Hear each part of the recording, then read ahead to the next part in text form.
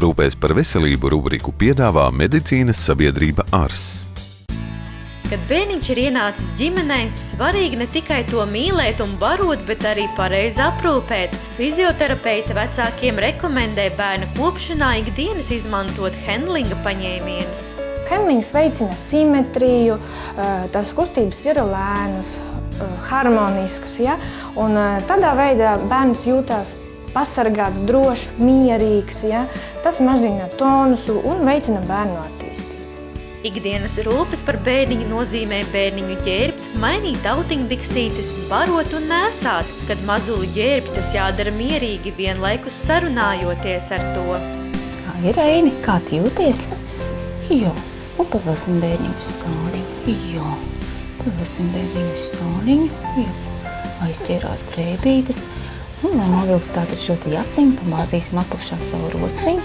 Jo, un palīdzēsim Reinītam rociņu izņemt ārā no piedurknes. Viena rociņa ir brīva.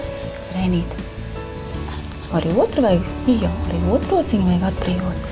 Vēlkam nost jaciņu no otras rociņas. Ļoti labi. Nu, re, drēbes nost. Bet tagad drēbes vajag izņemt arī ārā, vai ne? Savāk viņas mums traucēs. Ko mēs darām? Mēs pavilsim bērniņu uz vienu sāniņu. Jo, pieturēsim pie pleciņa, pie gurniņa, sarulēsim drēbītes uz vienu sāniņu, pārvilsim bērniņu uz otru sāniņu. Neaizmirstam, ka bērniņam ir labā un kreisā puse, kas nozīmē, ka ir jādarbojās ar abām pusītēm, ar labo un kreiso, lai bērniņš simetriski attīstītos. Nākamais solis mums bērniņam ir jānomaina autiņbiksītes. Kā mēs to darīsim? Liela kļūda vecākiem ikdienā, kad viņi mainot bērniņam autiņbiksītes, saņem bērniņai spēdniņām un ceļ viņu augšā. Tādā veidā bērniņam pēdiņās un kājiņās tiek paaugstināts muskuļu tonus. Lai tātad to novērst, tas mūsu bērniņam nenotiktu, jo mēs vēlamies, lai viņš attīstās simetriski un muskuļu tonus būtu līdzsvarots. Tātad izveram savu plaukstu bērniņu kājiņām, saņemam viņu pie augšstilbiņu šeit, ar plaukstu atceļam tupsīti uz apakšu. Jo. Un tad mēs ņemsim laukā autiņbiksīti. Arī ceļot bērnu kustībām jābūt mierīgām un veļošām. Tas mazinās bērnam trauksmi un muskuļu tonusu. Tāpat svarīgi atcerēties mazuli nēsājot mainīt puses, lai bērnam tiktu nodrošināta abu pušu attīstība vienādi. Paskatieties te lelle. Es viņu nēsāju uz kreisās rokas. Labā bērniņa roka ir piespiesta un kreisā ir brīva, un visi mīlēdam bērniņu aktivizē kreiso roku. Un tā bērniņš pierod visu darīt ar kreiso roku. Bet ja māmiņa nēsās bērniņu arī uz savas labās rokas, tad bērniņa labā roka būs brīva, un viņš varēs aktivizēt labo roku. Kāpēc tas ir svarīgi? Līdz gadam noteikti ar abām rokām vienādi darboties, jo tas vēlāk bērnam traucē iemācīties lasīt. Ja bērniņam pēkšņi aktivizējās tikai kreisā roka vai tikai labā roka, tad ir arī jāiet pie kustību terapeita.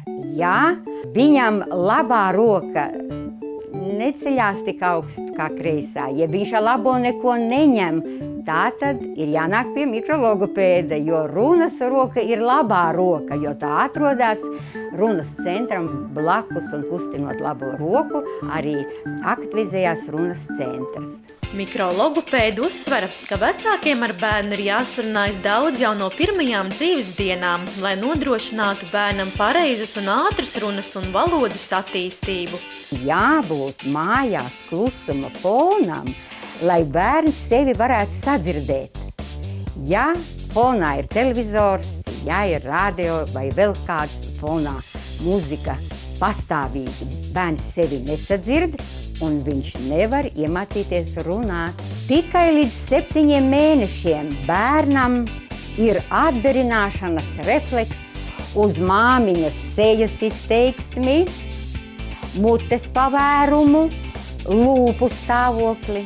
Ja māmiņa ar bērnu runās acis acīs, ja bērniņam pat būs iespējas dažreiz pat pielikt roku pie viņas mutes vai pie deguna, tad tāds bērniņš ātrāk var iemācīties atdarināt un arī kontaktēties ar savu māmiņu. Ikviena vecāka atbildība ir pareizas rūpes par bērna fizisko, garīgo un emocionālo veselību. Ja vecākus māc šaubas, vai viss tiek darīts pareizi, pēc padoma ir jāvērš pie speciālistiem, kā pediatra, fizioterapeita un mikrologopēda. Rūpēs par veselību rubriku piedāvā Medicīnas sabiedrība Ars.